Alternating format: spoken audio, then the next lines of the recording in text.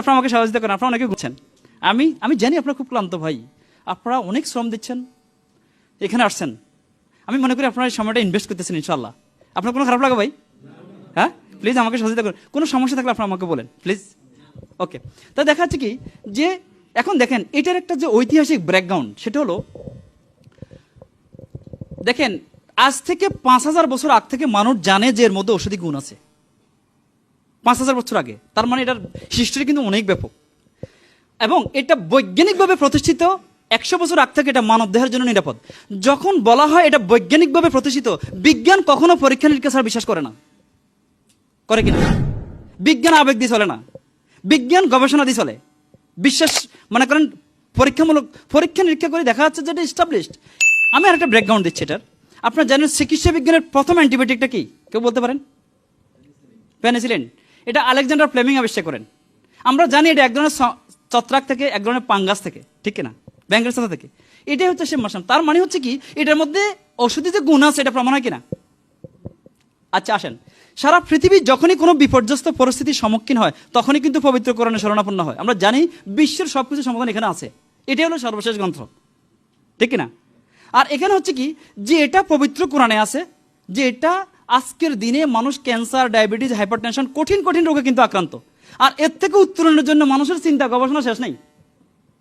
আর এটা আজকে পরীক্ষা দেখা যাচ্ছে যে মানব দেহের অনেক কঠিন কঠিন রোগ নিরাময় সক্ষম খাদ্য হিসাবে, কিন্তু মেডিসিন হিসাবে নয়, ওষুধ হিসাবে নয়, খাদ্য হিসাবে। খাদ্য আসেন, আমি মেডিকেল যে সাইডগুলি আমি এদিকে যাব না, এদিকে গেলে কিন্তু আমি আমার পুরো টপিক শেষ করতে পারবো না। এটা আরেকটা সাইড, কারণ আপনি জানেন যে এটা একটা আমরা 100 কোটি ভাগের 1 ভাগও জানি না, যত ভাগ জানি কিন্তু আমি চিন্তা করতেছি আপনাদের সময়, হ্যাঁ, যার কারণে এটা একদিনে শেষ না প্লিজ। তো যার কারণে হচ্ছে কি যেটা আপনি জানতে পারবেন, দেখেন এটাকে বলা হচ্ছে কিং অফ হার্বস। কিং শব্দের অর্থ রাজা।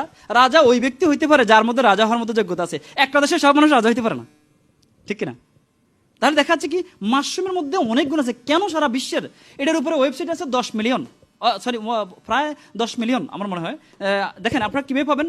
আপনারা গুগলে যাবেন, গুগলে যাই সার্চ করেন গ্যানোডার্মা অথবা ঋষি অথবা মাশরুম।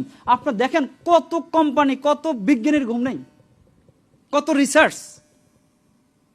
যদি আপনি ইনফরমেশন পেতে চান তাহলে সেখানে অনেক ইনফরমেশন আছে। আচ্ছা, আর একটা হচ্ছে কি যে আপনার এটাকে বলা হচ্ছে কিং এই জন্য যে আল্লাহ যত কিছু সৃষ্টি করছে এই দুনিয়াতে সব মানুষের কল্যাণের জন্য করছে, মানুষের অকল্যাণে কিছু না। তাহলে আজকের দিনে যে মানুষ ক্যান্সার, ডায়াবেটিস, অনেক কঠিন কঠিন রোগে আক্রান্ত হচ্ছে, এর থেকে উত্তরণের জন্য কিন্তু এই প্রোডাক্টটা আমাদেরকে হেল্প করতেছে, অনেক সহযোগিতা করতেছে। তাহলে কি করে দেখেন কিভাবে করে মানুষ প্রধানত রোগী হচ্ছে দুইটা কারণে, একটা হচ্ছে বায়ু দূষণের মাধ্যমে, একটা হচ্ছে খাদ্যের মাধ্যমে। আমি বেঁচে থাকতে হলেও বায়ু গ্রহণ করতে হবে। তাহলে আমি আছি বাহারাইনে, বায়ুটা কি আমি অন্য দেশের থেকে নিতে পারবো? কোথেকে নেবো? তাহলে যিনি এই দেশের কিং উনি যে বায়ুটা গ্রহণ করতেছে, আমি একজন সাধারণ মানুষ, আমরা সেই বায়ুটা নিচ্ছি। আজকে সারা বিশ্বে কিন্তু মনে করেন ওয়েদার, জলবায়ু, পরিবেশ বিজ্ঞানীরা বলতেছে কিনা কেন যে এখানে যে বায়ুটা, এই বায়ুটা পলিউটেড, দূষিত। কেন? যে লক্ষ লক্ষ গাড়ি রোডে চলতেছে, ধোঁয়াগুলি পড়াচ্ছে। ইন্ডাস্ট্রিতে আপনারা কেউ কাজ করতেছেন, সরাসরি নিচ্ছেন। যারা করতেছি না, মানুষের হাসি কাশির মাধ্যমে রোগ ব্যাধি ছড়ায়। সোয়াইন ফ্লু আছে না, এটা করতে আসতেছে হাসি কাশির মাধ্যমে। তো তাহলে দেখা যাচ্ছে কি যে রোগ আমাদের কাছে এই বায়ুটা নিচ্ছি আমরা বেঁচে থাকার জন্য দরকার, ঠিক কিনা? তাহলে পিওর বায়ু নেওয়া সম্ভব না। বেঁচে থাকার জন্য খাবার দরকার। আপনি বাঁচতে হলে খেতেই হবে। যে খাবারটা আপনি খাচ্ছেন সেটা দূষিত, এটা ঠিক কিনা? কেউ কি বলতে পারেন আমি যে খাবারটা খাচ্ছি সব পিওর খাবার? কারণ আজকের দিনে যে মাছটা খেয়েছেন সে কবে আছে জানেন না। আজকের দিনে যে মনে করেন না খাবারটা খাচ্ছেন সেগুলি কেমিক্যাল বেসড, ঠিক কিনা ভাই? এই সমস্ত দেশে তো কিছুটা কোয়ালিটি কন্ট্রোল আছে এবং কেমিক্যাল বেসড, কিন্তু আমাদের দেশে এটাও তো নাই, আছে কিনা? তাহলে আমরা যে বেড়ালটা খাইতেছি কন্টিনিউয়াসলি, ঠিক নেই। এর জন্য বলা হচ্ছে যে মনে করেন মানুষ যখন প্রকৃতির কাছাকাছি থাকে তখন রোগ থেকে দূরে থাকে, যখন প্রকৃতি থেকে দূরে চলে যায় তখন রোগের কাছাকাছি চলে আসে। যার কারণে আজকে কিন্তু আমরা একটা জিনিস দেখেন, উপরে ময়লা আমরা সাবান দিয়ে ধুয়ে ফেলতেছি, ভিতরে ময়লা কি ধোয়া সম্ভব বলেন? আপনারা যদি গাড়ি থাকে গাড়ি সার্ভিসিং করেন কিনা, গাড়ির মোবিল চেঞ্জ করেন, এটা তো আমার দেহ, ঠিক নেই? যার কারণে হচ্ছে কি যে আমরা ডাক্তারের কাছে যাচ্ছি কখন? যখন আমরা রোগী হই, তখন এর আগে কেউ যায় না।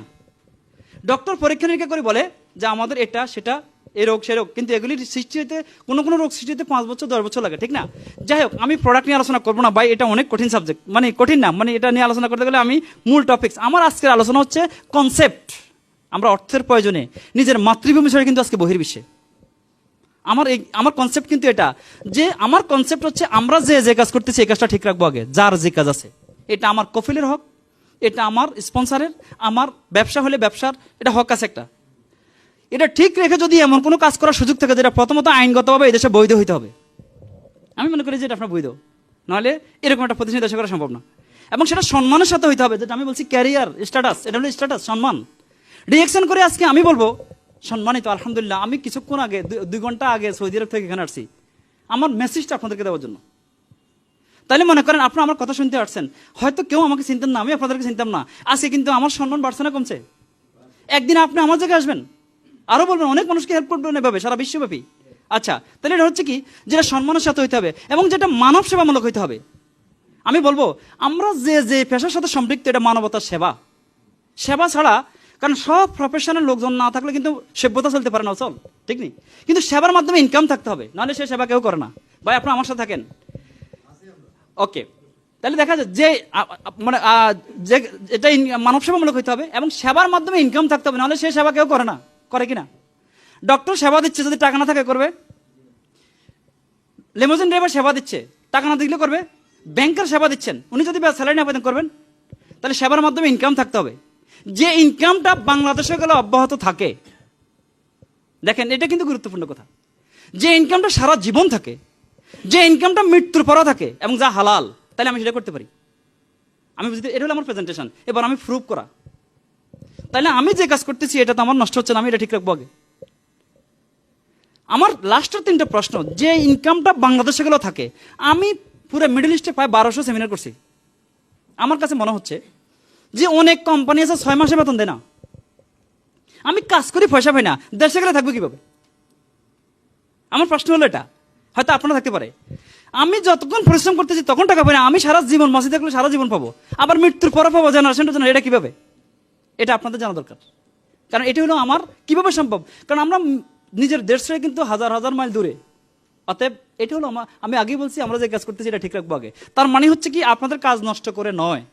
আসেন এখন দেখেন কিভাবে এটা সম্ভব, যেটা বলছি যে সেটা জিনিস, এটা কি প্রমাণ করে যে এটা যে কোয়ালিটি এবং সেফটি প্রোডাক্ট, আমি মনে করি ক্লিয়ার। এবার আসেন আরেকটা রিকোয়ারমেন্টস, সেটা হচ্ছে সে চায় তার পকেটটাও যেন সেফ থাকে। তাহলে কি, একটা হচ্ছে কোয়ালিটি, একটা হচ্ছে সেফটি, আর একটা হচ্ছে সে চায় তার পকেটটাও যেন সেফ থাকে। এটা ঠিক না? আসেন, এই পকেটটা যখন সেফ থাকে, এটা বলতে চাচ্ছি সেটা হলো, ভাই জন্মের পর থেকে আমার বাবা যত গরিব হোক না কেন, যেদিন আমি জন্মগ্রহণ করছি সেদিন আমি সাবান দিয়ে গোসল করছি, করেছে আমাকে, আপনাকে করেছে, সবাইকে, ঠিক কিনা? সেদিন থেকে এই পর্যন্ত সাবান ব্যবহার বন্ধ করছেন কে কে? হাত উঠান। কে কে সাবান ব্যবহার করেন না? হ্যাঁ, করেন কিনা? আসেন, মানুষের লাইফ স্টাইল যখন চেঞ্জ হয় তখন মানুষ কিন্তু এখন টুথপেস্ট ব্যবহার করতেছে, আগে কিন্তু অনেকেই করে নাই, রাইট? এটা লাইফ স্টাইলের কারণে, সময়ের কারণে। আচ্ছা, মানুষ জন্মের পর থেকে আমরা দেখতেছি ভাই চা পান করেন, কেন পান করবো এটাও জানি না, কিন্তু পান করতেছি, ঠিক কিনা? সবাই কিন্তু করতেছি। একসময় চা ছিল বিখ্যাত, এখন হচ্ছে কফি। এখন বাংলাদেশে অনেক কফি শপ, এখানে অনেক কফি শপ, ঠিক কিনা? তাহলে দেখা যাচ্ছে কি, যে আমরা বডি লোশন ব্যবহার করি, শ্যাম্পু ব্যবহার করি, আমরা অনেক কিছু ব্যবহার করি, ঠিক কিনা? তাহলে আমরা যে জিনিসগুলো ব্যবহার করতেছি, এই পর্যন্ত কেউ কোনো ধন্যবাদ পাইছে এই কোম্পানি থেকে যে ব্র্যান্ডটা ব্যবহার করি? কিন্তু আমি ঘুমের থেকে উঠলে আমার টুথপেস্ট দরকার, আমি কি কোনো কিছু পাইছি যে ব্র্যান্ডটা যে ইউজ করি? কোনো ধন্যবাদ, কোনো কমিশন? আমি যে সাবান ব্যবহার করতেছি, কোনো ধন্যবাদ, কোনো কমিশন, কোনো প্রমোশন? আমি বলছি যে ওয়াইজ কনজিউমার, তার মানে হচ্ছে আমি একজন বক্তা, আমি একজন ইউজার, আমি ইউজ করব, এই জন্য করবো যে আমি টুথপেস্ট ব্যবহার করি, আমি এমন একটা টুথপেস্ট ব্যবহার করবো যাতে আমার ডেন্টিস্টের কাছে যেতে না হয়। আমি অলরেডি করি, আর কোম্পানিটা করি। আমি সাবান ব্যবহার করি, আমি এমন একটা সাবান ব্যবহার করবো যাতে আমার স্কিন স্পেশালিস্টের কাছে যেতে না হয়। যদি আমার স্কিনের সমস্যা থাকে, আমি স্কিন স্পেশালিস্টের কাছে যাওয়া উচিত, কারণ অলরেডি সেকেন্ড ইন্ডাস্ট্রি বসে আছে, আমার যাওয়া উচিত। তাহলে আমি কি আশা করবো আমি সেখানে যাবো? আচ্ছা, আমার যদি হার্টের সমস্যা দেখা দেয়, লিভারের সমস্যা দেখা দেয়, কিডনিতে সমস্যা দেখা দেয়, আমি সংশ্লিষ্ট ডক্টরের কাছে যাওয়া উচিত। যদি আমি এর আগে সুস্থ থাকি, আমার যাওয়ার দরকার আছে এখানে।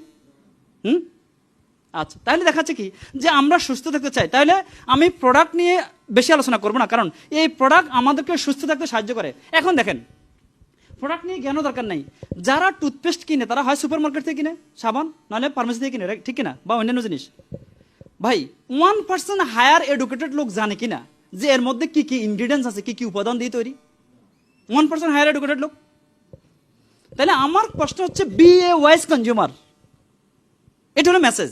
আমি ইউজ করতেছি কোনো না কোনো কোম্পানিটা, কিন্তু ইউজ করে যদি আমি উপকৃত হই, এই কথাটা আমার ভাই, আমার বোন, আমার প্রতিবেশী, আমার বন্ধু সবাই তো কোনো না কোনো করে।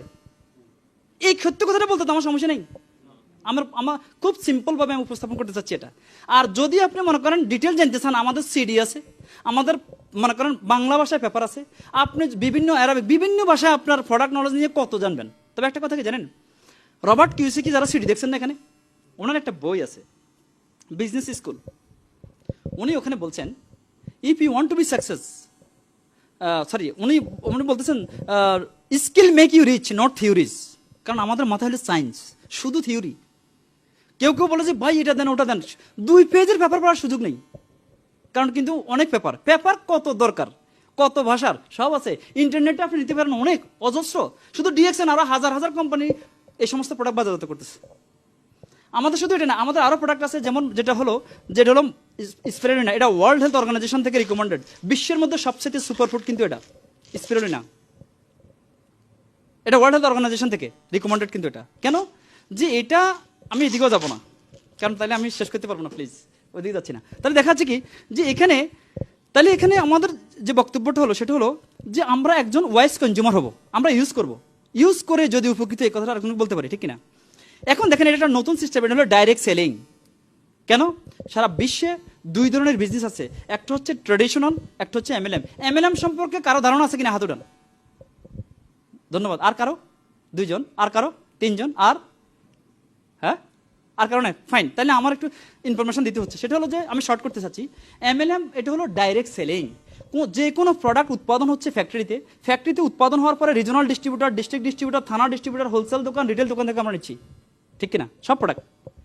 কিন্তু দেখা যাচ্ছে যে একটা মালের উৎপাদন, এবং অ্যাডভার্টাইজমেন্ট আছে এটার, একটা মালের উৎপাদন খরচ যদি পড়ে 200 পিলস, এটা কাস্টমার পর্যন্ত পৌঁছে কিন্তু 100, মনে করেন 1 দিনার, অথবা 1 দিনার 200 পিলস, রাইট।